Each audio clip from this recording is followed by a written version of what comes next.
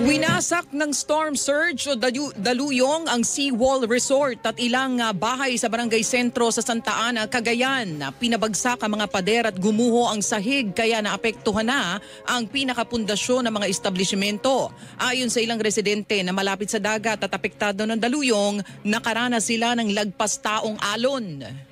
Maawa ako sa anak ko. Bakit po? Kasi Siya ang nagpagawa niyan sa bahay namin. Ang tulong sana yung paglipatan namin. Ang tinig ng isang residente na nawasak ang bahay sa Santa Ana, Cagayan. Pero ayon sa lokal na pamahalaan ng Santa Ana, no build zone o walang dapat nakatayong istruktura 40 metro mula sa high tide level ng dagat. Wala rin umano silang inisyu na permit sa mga bahay na naitayo sa naturang lugar. Ang mga nasirang seawall ay mismong mga residente rin umanong nagpagawa at walang permit mula sa lokal na pamahalaan.